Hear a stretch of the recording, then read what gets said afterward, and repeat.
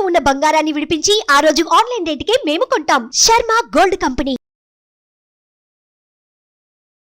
Suman TV ప్రేక్షకులకి నమస్కారం. నేను గిరిజ. ఇవాళ మనతో పాటు ప్రముఖ జ్యోతిష్య వాస్తు పండితులు, జ్యోతిష్య శిక్షణ నిపుణులు, లలితాదేవి ఉపాసకులు బ్రహ్మశ్రీ నానాజీ పట్నాయక్ గురువు గారు ఉన్నారు. వారితో మాట్లాడదాం. నమస్కారం గురువుగారు.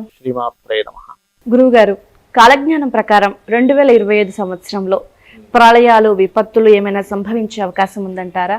రాజకీయంగా, ఆర్థికంగా పరిస్థితులు ఎలా మారబోతున్నాయి అంటారు గురువుగారు? అంటే ప్రత్యేకంగా 2025 అని కాలజ్ఞానంలో ఎక్కడ రాసి లేదమ్మా. క్లియర్గా చెప్పుకోవాలంటే కాలజ్ఞానం అంతా కూడా ఎలా ఉంటుందంటే ఇలాంటివి జరుగుతాయి ఫ్యూచర్లో, కలియుగంలో ఇలాంటివన్నీ మనం చూస్తాం. చెట్టుకు పాలు కారడం అనో, లేకపోతే ఇప్పుడు మనం చాలా చూసాం కదా, నంది రంకేస్తుందనో, ఇట్లాంటివన్నీ చాలా చెప్పారు అందులో. చిన్న పిల్లకి పిల్లలు పుడతారని ఇట్లా చాలా ఉన్నాయి అందులో. అట్లాంటివన్నీ జరుగుతూ వస్తున్నాయి. బట్ పర్టికులర్గా 2025లో ఇలా జరుగుతుందని మెన్షన్ చేయలేదు ఎక్కడ కూడా కాలజ్ఞానం. అంటే ఇయర్స్ మెన్షన్ చేయలేదు ఈ 2025లోనే జరుగుతుందని. బట్ నేను మాత్రం ఒకటి చెప్పగలను ఏంటంటే, ఈ 2025 మార్చ్ నుంచి ఒక 5 to 7 years మాత్రం, గతంలో 1.5 year బ్యాక్ కూడా ఒక విషయం చెప్పాను. మేషంలో శని వస్తున్నాడు కాబట్టి, శని నీచపడుతున్న గ్రహస్థితిలో ఉంటున్నాడు కాబట్టి ఇక్కడ నుంచే మనందరం అలర్ట్ అవ్వాలి. ఎందుకంటే ఎవ్రీ ఇయర్ కుంభంలో, అంటే ఎవ్రీ 30 years ఒకసారి కుంభంలోకి వచ్చినప్పుడల్లా శని ఒక రెవల్యూషన్ ఇస్తాడు. మనకి 30 years బ్యాక్ వచ్చినప్పుడు కంప్యూటర్ అనే దాన్ని మనకు పరిచయం చేశాడు 30 years బ్యాక్. అప్పుడు బాగా అంటే పెరిగింది, అక్కడ నుంచి 30 years నుంచి బాగా పెరిగింది ఇన్ని సంవత్సరాల్లో చూసుకుంటే. అండ్ అట్లాగే అంటే ఒక revolution, computer revolution 30 years back start అయింది, 30 years సాగింది. ఇంకా ఇప్పుడు మనకి ఏఐ అనేటువంటిది వచ్చింది.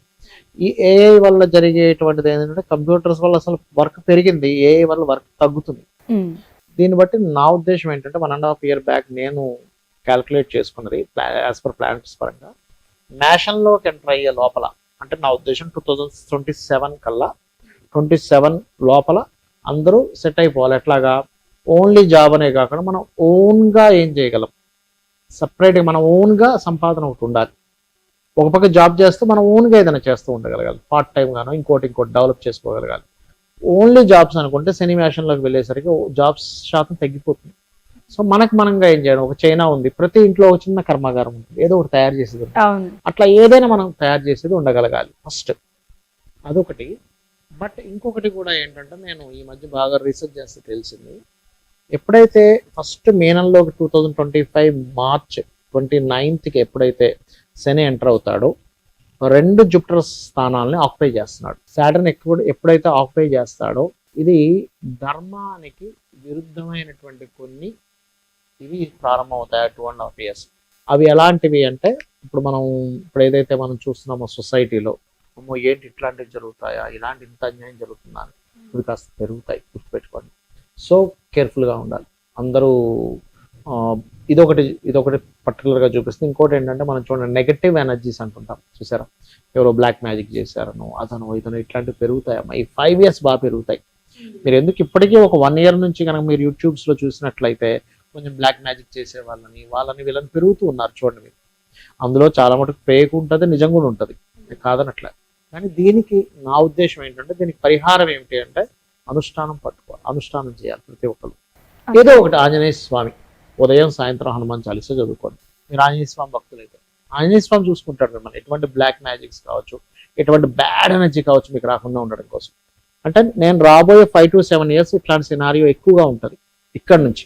25 నుంచి 26, 27 ఆల్మోస్ట్ 30, 31 వరకు ఓకే ఈ ప్రభావం ఉంటుంది.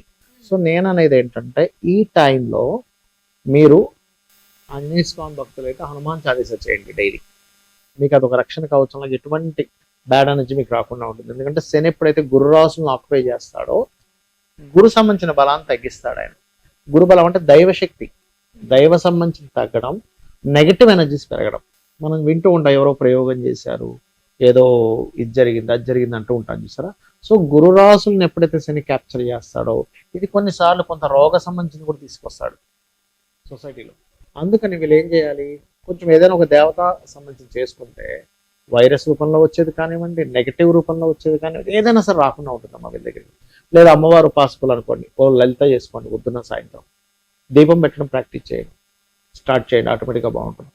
లేదు నేను కాళికా ఉపాసకుని అనుకోండి, కాళికాదేవి చేయండి, లేదా తార, ఏదైనా ఒక బీజాక్షరాలు తీసుకుంటారా, జస్ట్ ఒక నామం చేసుకుంటారా, ఓం నమో నారాయణాయ, ఓం శ్రీమాత్రే నమః.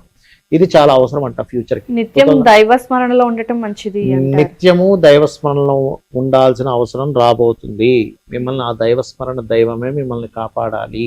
బికాస్ ఆఫ్ జూపిటర్ హౌసెస్ లో సాటర్న్ క్యాప్చర్ స్టార్ట్ అవ్వబోతుంది. ఇది చాలా చాలా ఇంపార్టెంట్ విషయం. ఇది చిన్న విషయం కాదు నా దృష్టిలో. సో ఇది జాగ్రత్తగా ఉండాలి. ఇలా ఉన్న వాళ్ళకి ఏమీ ఇబ్బంది ఉండదు. ఇది రెండు రకాల లాభాలు ఇస్తుంది ఇక్కడ. ఒకటి, వాళ్ళకి ఎటువంటి నెగటివ్ ఎనర్జీ కలగకుండా ఉంటుంది. రెండవది, మీరు ఇప్పుడు ఏదైతే మనం కెరియర్ పరంగా ఇవేవైతే ఇబ్బంది పడుతుంటారో వాటి నుంచి కూడా బయటపడతాడు. ఇప్పుడు చాలా మందికి భయం ఉందమ్మా, ఏ ఒక పెరిగిపోతుంది, ఏంటి జాబ్స్ పరిస్థితి ఏంటి, ఫ్యూచర్ ఏంటి ఏంటి పెరుగుతుంది అనుకుంటున్నారు సార్. వాళ్ళు గనక పర్టికులర్గా జాబ్ సంబంధించిన వాటిలోనే సెక్యూరిటీ కావాలంటే లలితహాస్నామాల్లో ఓం శ్రీమాతా శ్రీ మహారాజ్ని శ్రీమత్ సింహాసనేశ్వరియే నమః, లేదా ఓం మాణిక్య మకుటాకార జానుద్వై విరాజితాయ నమః చేసుకోండి. ఈ నామాల్లో ఏది చేసుకుని అమ్మవారిని స్మరించినట్టే. అది చేయండి. చేస్తే గనక ఖచ్చితంగా బాగుంటుంది.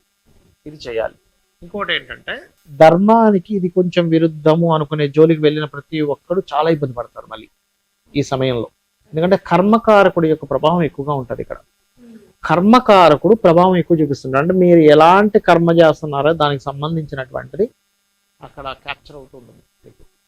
అంటే చూడ, ఒక చిన్న సిగ్నల్ క్రాస్ చేసాము, వెంటనే ఫోటో పడిపోయింది, మీకు ఫైన్ వచ్చేసింది. సో కర్మకారకుడు రూలింగ్ రాబోతుంది. కర్మకారకుడు రూలింగ్ వచ్చినప్పుడు మీరు అనుకోవచ్చు, ఏమంటే జూపిటర్ హౌసెస్ లో ధర్మకర్మాది యోగం ఏర్పడాలి కదా. అంటే ధర్మకర్మాది యోగం కూడా ఏర్పడుతుంది. ఎలాంటి విషయాల్లో జడ్జిమెంట్స్, లాస్ చాలా మారిపోతాయి ఈ సాటర్న్ వెళ్లే ముందు. ఇప్పటికే కనబడుతుంది మీకు కొన్ని మార్పులు వచ్చేసాయి, చాలా మార్పులు. ఇంకా అందులోకి వెళ్ళేసరికి ఇంకా తీవ్రంగా మారిపోతుంది. అంటే కొన్ని రూల్స్, రెగ్యులేషన్స్, కొన్ని జడ్జిమెంట్స్. నన్ను అడిగితే కరెన్సీ మీద ఏదో సంథింగ్ ఏదో మార్పు రాబోతుంది. కరెన్సీ 2025 నుంచి కరెన్సీ విషయంలో చాలా పెద్ద మార్పు రాబోతుందమ్మా. అంటే నా అంచనా పరంగా అయితే పెద్ద నోట్లన్నీ తీసేసి కేవలం చిన్న నోట్లు మాత్రం పెట్టి, అంటే జస్ట్ 20s, 100s, 50s ఇట్లాంటివే చలామణిలోకి తీసుకొచ్చి మిగిలినంతా డిజిటల్ మనీగా మారబోతుంది అని అనిపిస్తుంది నాకెందుకు. అంటే నా అనాలిసిస్ పరంగా చూసుకుంటే. ఎందుకంటే ఇప్పుడు బ్లాక్ మనీ ఎందుకు అవుతుంది? పెద్ద నోట్లు ఉండటం వల్ల. పెద్ద నోట్లే లేవనుకోండి, కష్టం. ఇంకా చిన్న నోట్ ఏమో వాడు పెట్టుకోలేడు, దాచిపెట్టుకోడు. 100 రూపాయల నోట్లు ఎన్ని పెట్టుకుంటాడు, సరిపోదు. మరి అన్ని తీసేస్తానేమో మారుమూలల్లో ఉండేటువంటి వాళ్ళకి ప్రాబ్లం అవుతుంది. జూపిటర్ అనేటువంటిది ఏంటంటే మూలధనానికి కారకుడు. మూలధనానికి కారక స్థానం మీద శని యొక్క సంచారం జరిగేటప్పుడు మనీ మీద కూడా ఎఫెక్ట్ చూపిస్తుంది. అలాంటి మార్పులు ఏదైనా తెస్తుంది కూడా. అందుకని కేర్ గా ఇట్లాంటి విషయాల్లో జాగ్రత్తగా ఉండండి అని చెప్తున్నాను. ఓకే గురువు గారు, 2025లో పెను మార్పులలో ఒకటి నేరాలు పెరిగే అవకాశం ఉంది, రెండోది ఇలాంటి బ్లాక్ మ్యాజిక్స్ పెరిగే ఛాన్సెస్ ఉంది. కాకపోతే ఒకటి ఏంటంటే, లక్కీ ఏంటంటే మనకి క్రోధినామ సంవత్సరంలో జరిగినట్టుగా విశ్వవసు నామ సంవత్సరం అన్ని గొడవలు ఉండవు.